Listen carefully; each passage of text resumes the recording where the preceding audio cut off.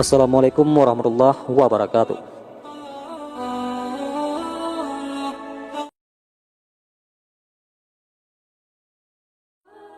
Abu Dujana radhiyallahu anhu merupakan sosok yang pantas menjadi motivasi dan inspirasi bagi generasi muslim saat ini. Beliau bernama Sama bin Kharsyah al-Khazraji al-Bayadi al-Ansari dan lebih dikenal dengan nama kunyah Abu Dujana. Abu Dujana radhiyallahu anhu juga salah satu sahabat yang awal masuk Islam dan sangat dikenal dengan keberaniannya. Abu Dujana mempunyai keutamaan yang sangat luar biasa.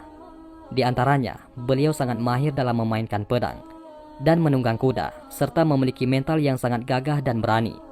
Dan beliau radhiyallahu anhu juga dikenal dengan ibadahnya, serta lebih mementingkan sikap diam daripada menjelaskan hal yang bukan di bidangnya.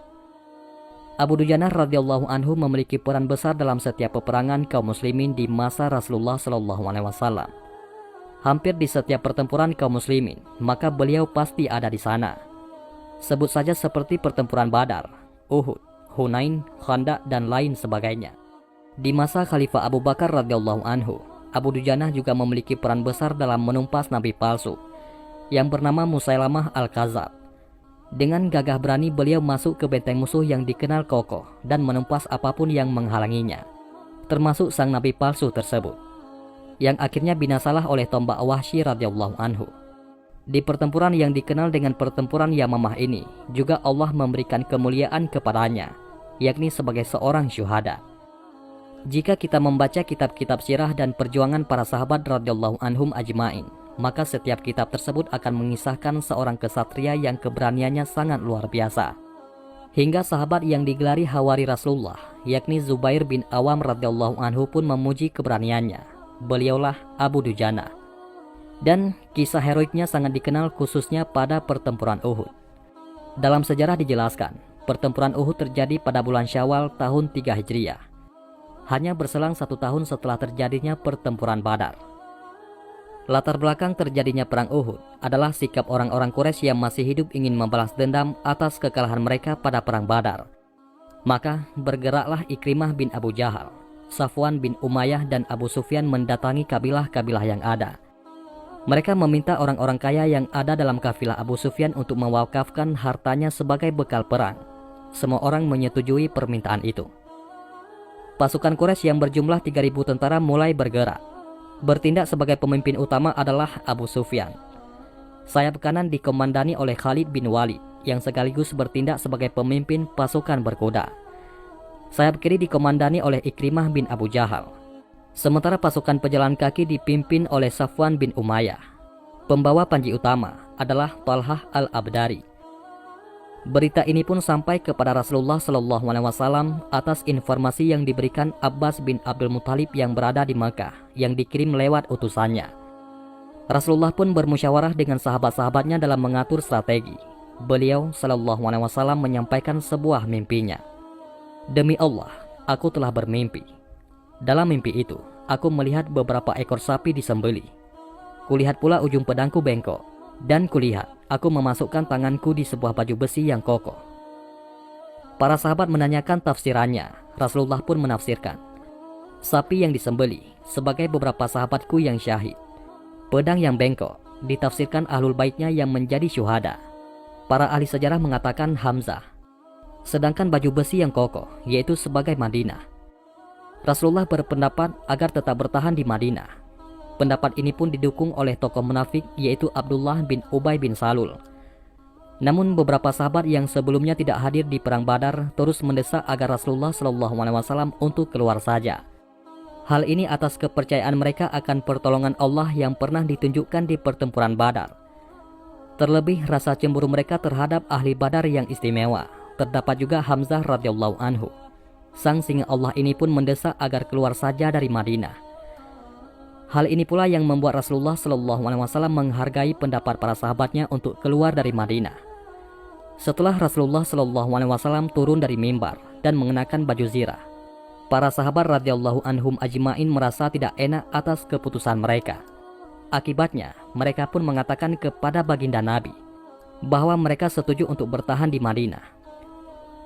Namun Rasulullah SAW bersabda dengan perkataan yang mengguncang hati dan mental para pejuang, Pantang bagi seorang nabi jika telah mengenakan baju besinya lalu menanggalkannya kembali, sampai Allah memberi keputusan antara dirinya dan musuhnya. Hadis riwayat Imam Ahmad. Nabi SAW membagi pasukannya menjadi 3 barisan. Barisan Muhajirin panji pertempuran diserahkan kepada Umair al-Abdari. Barisan Aus dari Ansar, panji pertempuran diserahkan kepada Usaid bin Hudayr. Dan Khazraj dari Ansar, panji pertempuran diserahkan kepada Hubab ibnu Munzir. Rasulullah SAW berangkat dengan 1.000 pasukannya. Di dalam perjalanan ketika melewati Saniyatul Wada, mereka melihat dari kejauhan satu kesatuan pasukan besar dengan persenjataan lengkap. Ternyata mereka adalah orang-orang Yahudi sekutu Khazraj yang ingin bergabung dengan kaum muslimin. Namun Rasulullah SAW menolaknya karena mereka belum mau masuk Islam. Terdapat juga di mana Rasulullah SAW menolak beberapa kesatria muslimin karena dinilai masih sangat muda. Di antaranya yaitu Abdullah bin Umar, Usamah bin Zaid, Zaid bin Sabit, Zaid bin Haritsah dan beberapa sahabat mulia lainnya. Namun di antara kesatria tersebut terdapat 2 orang yang Rasulullah menerima mereka. Beliau bernama Rafi ibnu Khadij yang dikenal dengan handal dalam memanah, dan sang pegulat yaitu Jundab radhiyallahu anhum ajma'in. Kedua pemuda yang seharusnya menjadi idola dan motivasi bagi generasi muslimin saat ini.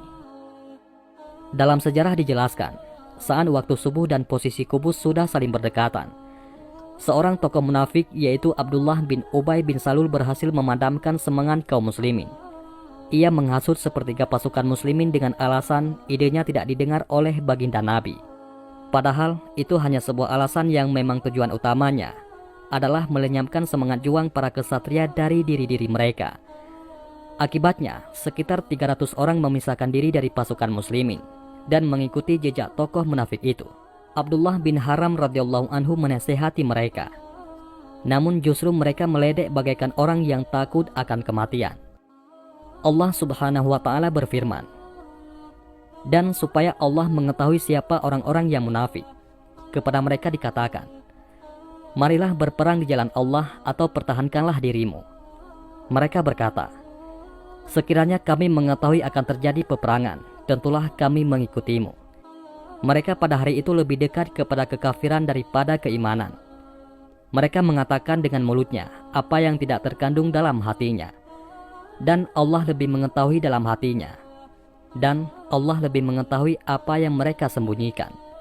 Quran Surat Ali Imran ayat 167. Tersisalah 700 personil yang melanjutkan perjalanan bersama Rasulullah SAW. Sedangkan jarak musuh berada di antara beliau dan Gunung Uhud. Rasulullah SAW bertanya, "Siapa yang bisa menunjukkan jalan yang lebih dekat tanpa harus melewati musuh?" Abu Khaisamah menjawab, "Saya ya Rasulullah." Maka beliau mencari jalan pintas menuju Uhud, melewati tanah bebatuan dan perkebunan Bani Haritsah, menjauhi kubu musuh ke arah barat. Pasukan muslimin sempat melewati perkebunan seorang buta yang bernama Mirba bin Qaizi yang tidak mengizinkan pasukan muslimin melewati perkebunannya. Hal ini menyulut kemarahan para sahabat dan sempat mengeremuninya. Namun Rasulullah mencegah para sahabatnya, "Jangan kalian membunuhnya, sebab orang ini buta hatinya. Karena itu buta pula matanya." Rasulullah melanjutkan perjalanannya menuruni lembah Uhud di Udwatu Wadi. Kaum muslimin mendirikan barak menghadap ke arah Madinah dan memunggungi Uhud. Dengan demikian, posisi musuh berada di antara pasukan muslimin dan Madinah.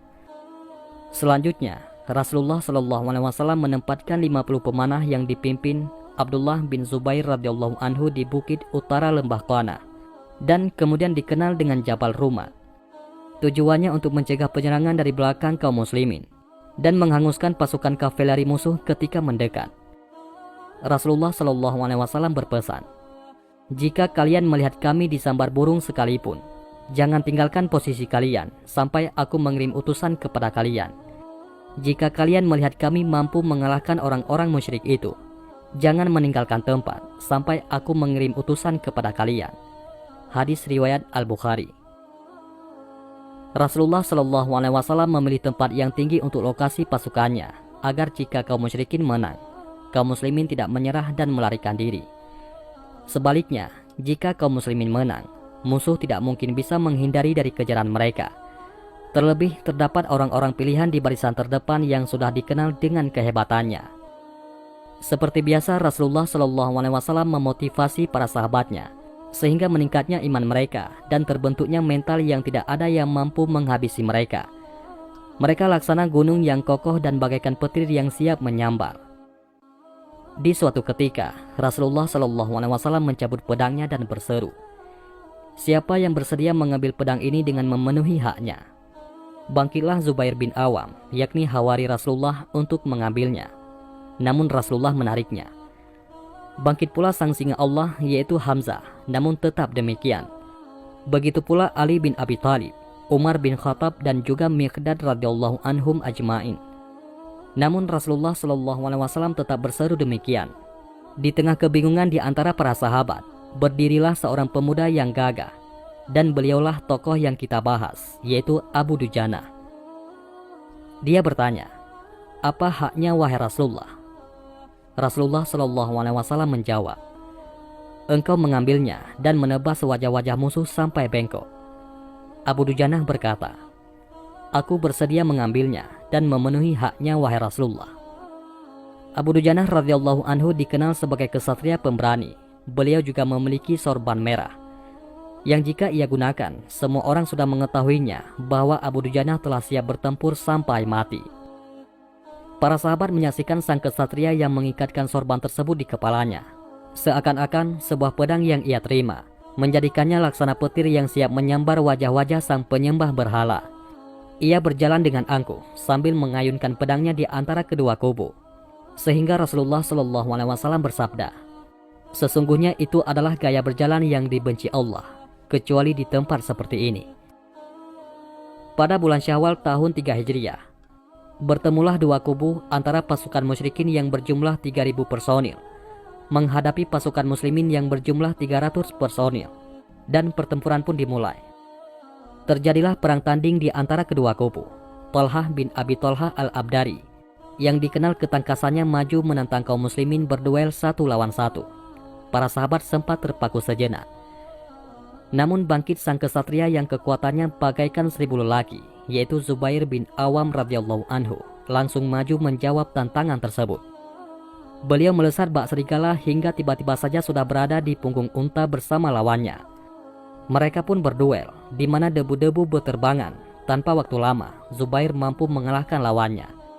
Rasulullah SAW melihat kejadian tersebut dan bersabda, "Sesungguhnya setiap nabi punya pengikut setia, dan pengikut setiaku adalah Zubair." Hadis riwayat Imam Ahmad. Dan dilanjutkan oleh beberapa adu tanding lainnya. Terus saja pihak muslimin sebagai pemenang. Selanjutnya api peperangan besar pun menyala, pedang menyambar, anak panah keluar dari busurnya, tombak dihujamkan, banyak nyawa yang melayang, kaum muslimin menyerang. Abu Dujana memiliki peran yang sangat memukau. Di posisi manapun beliau berada, menjadi momok yang menakutkan bagi musuh. Beliau curahkan segala keterampilan dan kekuatannya untuk memenuhi hak yang telah diamanahkan. Situasi ini disaksikan oleh Zubair bin Awam. Beliau berkata, "Sesungguhnya aku sangat menginginkan pedang tersebut berada di tanganku. Tetapi beliau SAW mengabaikanku dan memberikannya kepada Abu Dujana. Demi Allah, aku ingin melihatnya apa yang ia lakukan dengan pedang itu." Maka aku mengikutinya diam-diam. Dia mengeluarkan sorban merahnya. Orang-orang Ansar berkata, "Abu Dujana sudah memakai sorban kematian." Lalu ia berjalan seraya melantunkan syair. Maka siapapun musuh yang berpapasan dengannya habis dibabatnya.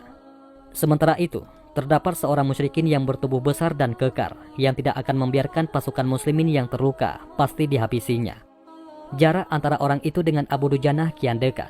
Maka aku berdoa agar Allah mempertemukan orang tersebut dengan Abu Dujana. Allah pun mengabulkannya. Maka terjadilah pertempuran yang sangat hebat di antara keduanya.